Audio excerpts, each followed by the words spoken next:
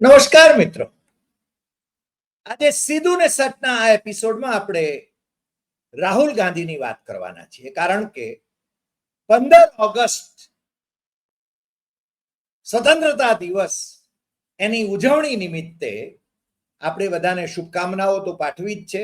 માનનીય વડાપ્રધાને લાલ કિલ્લા ઉપરથી જે લાંબુ લચાક ભાષણ કર્યું એની પણ આપણે ચર્ચા કરી ગયા છીએ, એટલે હવે રાહુલ ગાંધીની વાત કરીશું. રાહુલ ગાંધીએ આજે વરસતા વરસાદમાં પલળતા પલળતા એમણે રાષ્ટ્રધ્વજને સલામી આપી અને એમણે રાષ્ટ્રગાન અને રાષ્ટ્રગીત એ પણ ગાયા. આપણે સૌને આજના સ્વાતંત્ર્ય દિને શુભકામના પાઠવીએ છીએ. પણ આજે જે વાત કરવી છે એ 17મી ઓગસ્ટથી એટલે કે પરમ દિવસથી રાહુલ ગાંધી બિહાર જઈ રહ્યા છે. બિહાર તો આમ અનેક વાર ગયા છે. નરેન્દ્ર મોદી પ્રાઇમ મિનિસ્ટર તરીકે સરકારી ખર્ચે, તમારા મારા ટેક્સના ખર્ચે એ પ્રવાસ ખેડે છે અને ત્યાં જઈને ચૂંટણી લક્ષી જાહેરાતો કરે છે, ત્યાંના વોટર્સને રીઝવવાની કોશિશ કરે છે. આ વખતે યેન કેન પ્રકારેણ ભારતીય જનતા પાર્ટીની સરકાર ત્યાં સ્થાપિત કરવાની, પટણામાં સ્થાપિત કરવાની એમણે સંપૂર્ણપણે યોજના બનાવી દીધી હતી અને એમાં એસઆઈઆર હેઠળ 1 કરોડ જેટલા મતદારોના નામ કાપી નાખીને અને યોગેન્દ્ર યાદવે સુપ્રીમ કોર્ટમાં જે રીતે કહ્યું કે 65 લાખ મતદારોના નામ તો કાપી નાખ્યા અને એમાંથી કેટલાક મૃત મતદારોને એમણે સુપ્રીમ કોર્ટમાં રજૂ કર્યા. રાહુલ ગાંધીએ એમને ચા પર નિમંત્ર્યા પોતાના નિવાસસ્થાને. એટલે ચૂંટણી પંચનો પરપોટો ફૂટી ગયો. સુપ્રીમ કોર્ટે પણ જે આદેશ કર્યા ગઈકાલે એની આપણે ચર્ચા કરી ગયા છીએ અને ચૂંટણી પંચને અને મોદી શાહને પણ, કારણ કે ચૂંટણી પંચ એમનું કયાગરું છે, એમણે જ નિયુક્ત કરેલા પોતાના જ માણસો ચૂંટણી કમિશનરો છે, મુખ્ય ચૂંટણી કમિશનર છે, એટલે એમને પણ લપડાક પડી. 65 લાખ મતદારોના વોટ કાપી નાખ્યા અને યોગેન્દ્ર યાદવે જે કહ્યું કે ભાઈ જો મતદાર યાદીઓનું નવીનીકરણ, શુદ્ધિકરણ જે કંઈ કોઈ કરતો હોય એસઆઈઆર દરમિયાન, તો પછી નવા મતદારોના નામ કેમ નથી ઉમેરાતા? મને લાગે છે કે નરેન્દ્ર મોદી અને અમિત શાહ અને એમનું કયાગરું ચૂંટણી પંચ એમ માને છે કે આ દેશની અંદર બુદ્ધિ તો માત્ર 3 જ વ્યક્તિઓમાં છે: નરેન્દ્ર મોદી, અમિત શાહ અને જ્ઞાનેશ કુમાર. બાકીના તો બધા આખી જે 144 કરોડની જે જનતા છે બાકીની, એ બધી બુદ્ધિની લઠ્ઠ છે. પણ એમનો ભ્રમ હવે ભાંગી ગયો છે. એમની યોજનાઓ બેનકાબ થઈ ગઈ છે. સુપ્રીમ કોર્ટે જે આદેશ આપ્યો એ પ્રમાણે હવે બિહારમાં ચૂંટણી પંચે છાશ પણ ફૂંકી ફૂંકીને પીવી પડે એવા સંજોગો નિર્માણ થયા છે અને એમના ભોપાળા ખુલ્લા પડી ગયા છે. રાહુલ ગાંધી પરમ દિવસથી 13 દિવસ માટે બિહારમાં વોટર અધિકાર યાત્રા એ શરૂ કરે છે. અને તમને ખબર છે કે રાહુલ ગાંધી જ્યારે જ્યારે યાત્રા કરે, પછી એ પદયાત્રા કન્યાકુમારીથી કાશ્મીર સુધીની હોય કે ન્યાય યાત્રા મણિપુરથી મુંબઈ સુધીની હોય, એ યાત્રામાં લાખો લોકો જોડાય છે. એ બાબત આ દેશે જોઈ લીધી છે.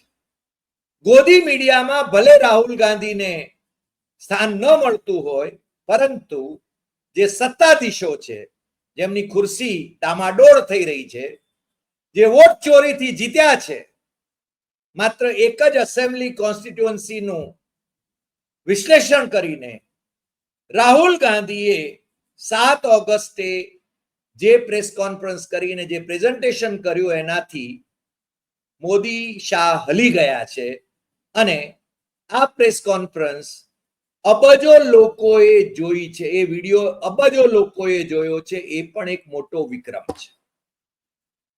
મને લાગે છે દેશવાસીઓ હવે મોદી શાહના ઝાંસામાં આવે એમ નથી અને એમની આ વોટ ચોરી એ હવે આખી દુનિયામાં ચાવી થઈ ગઈ છે. ચાવી થઈ ગઈ, અમે તળપદીમાં ચાવું થઈ જાય એટલે કે જાહેર થઈ ગઈ છે.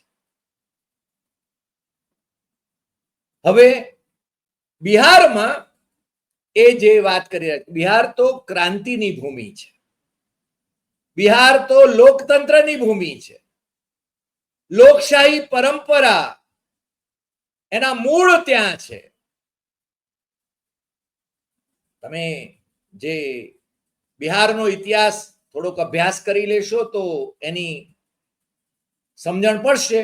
ઘણા બધાને ખબર જ હશે, જનપદ અને મહાજનપદ એ બિહારમાં લોકશાહી પરંપરાના મૂળ સ્થપાયેલા છે અને એટલા માટે જ બંધારણ સભાની અંદર ડોક્ટર બાબા સાહેબ આંબેડકરે કહ્યું હતું કે લોકશાહી આ દેશને માટે કોઈ નવી વાત નથી અને એમણે જનપદ અને મહાજનપદની વાત કરી હતી એ બિહારમાં. અને મોદી જ્યારે એમ કહે છે કે ભારત એ તો મધર ઓફ ડેમોક્રેસી છે, કહેવા પૂરતું તો કહે છે, છતાં એ ડેમોક્રેસીને ગળચીથી દબાવી દેવાની, તાનાશાહી સ્થાપિત કરવાની જે કોશિશો થઈ રહી છે એને પ્રજાએ ક્યારેય સફળ થવા દીધી નથી. એ પછી 1975-77 ની ઇન્દિરા ગાંધીની ઇમરજન્સી હોય કે નરેન્દ્ર મોદીનું આ 11 વર્ષનું શાસન હોય, અને એ પહેલા કેશુભાઈ તો ભવિષ્યવાણી કરીને ગયા કે મોદી અઘોષિત ઇમરજન્સીથી શાસન કરે છે. અને તમને ખ્યાલ છે કે ઈડી, સીબીઆઈ, એનઆઈએ આ બધા જે, અને ચૂંટણી પંચ તો એમનું કયાગરું છે જ છે, આ બધી એજન્સીઓ પણ એમની કયાગરી છે.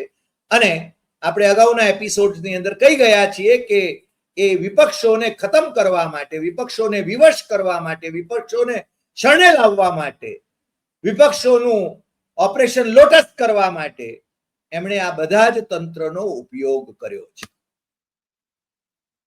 મૂળભૂત રીતે અધિનાયકવાદી તત્વો સત્તા ભોગવી રહ્યા છે અને એનો દુરુપયોગ કરી રહ્યા છે લોકશાહીને નામે. અને એટલા માટે જ રાહુલ ગાંધી શરૂઆત કરે છે સસારામથી.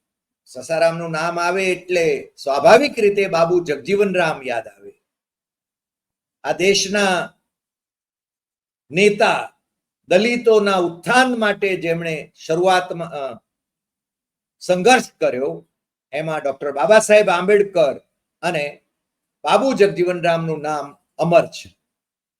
એ બાબુ જગજીવન રામની ભૂમિકાથી એ રાહુલ ગાંધીની આ યાત્રા, વોટર અધિકાર યાત્રા, લોકતંત્ર, સંવિધાન એટલે કે બંધારણ, વન મેન વન વોટ, એને માટે, એના રક્ષણ માટે સ્વચ્છ મતદાતા સૂચિ બનાવવાની માંગણી સાથે અને આગ્રહ સાથે જનજાગૃતિ માટેની આ યાત્રા છે.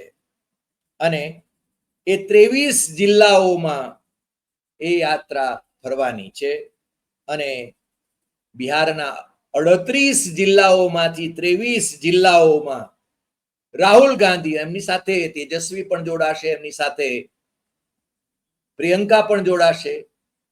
કોંગ્રેસના નેજા હેઠળ આ ચાલશે, પણ એની અંદર મહાગઠબંધનના જે સાથી પક્ષો છે, આરજેડી, રાષ્ટ્રીય જનતા દળ, સીપીઆઈએમએલ, બીજા પક્ષો, એ એમાં એના નેતાઓ પણ એમાં સમયાંતરે જોડાતા જશે અને એની સમાપ્તિ 1 સપ્ટેમ્બરે વિશાળ વોટ અધિકાર રેલીમાં પટણાની અંદર ગાંધી મેદાન ઉપર થવાની છે.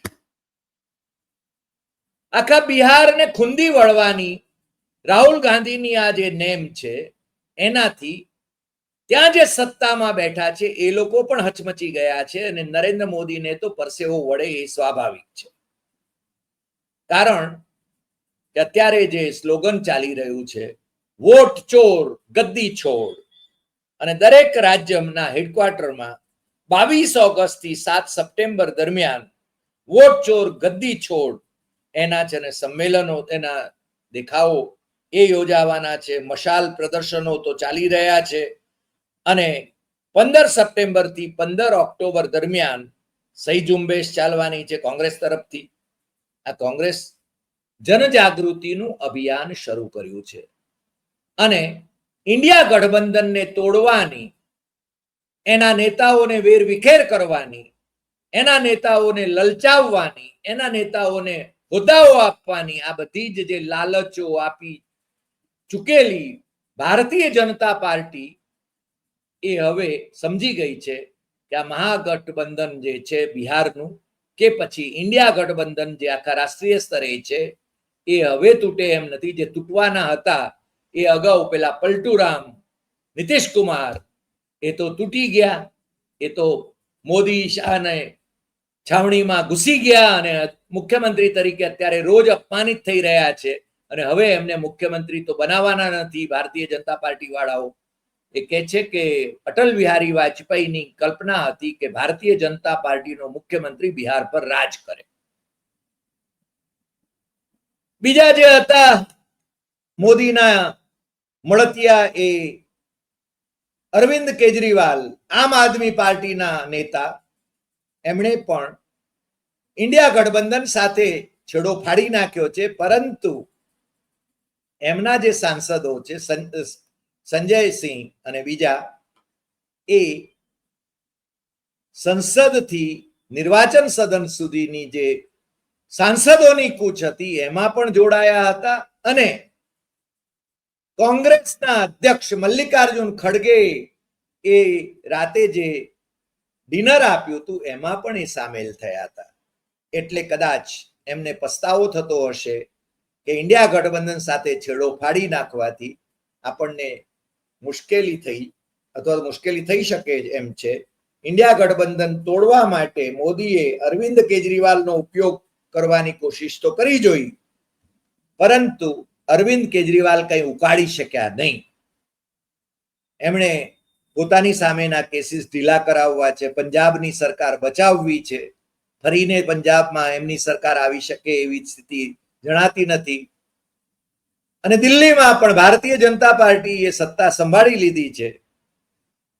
એટલે આમ આદમી પાર્ટીની વજૂદ કેટલી છે, ગુજરાતમાં એકાદ વિસાવદરની બેઠક જીતવાને કારણે એક મુખ્ય વિપક્ષ થઈ જશે 2027માં એવી વાત વહેતી મૂકે, પરંતુ એમાં કંઈ એમનો ગજ વાગે એમ નથી. એ બાબત તો છે ને બહુ સ્પષ્ટ થઈ ચૂકી છે.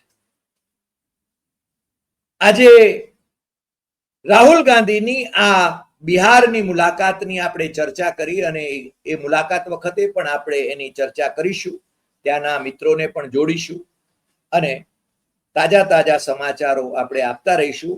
આજે એવું લાગે છે કે બિહારમાં ગઈ વખતે 80 બેઠકો લડનાર કોંગ્રેસ આ વખતે આમ તો 90 બેઠકો માંગશે, પણ કદાચ 60 બેઠકો લડે.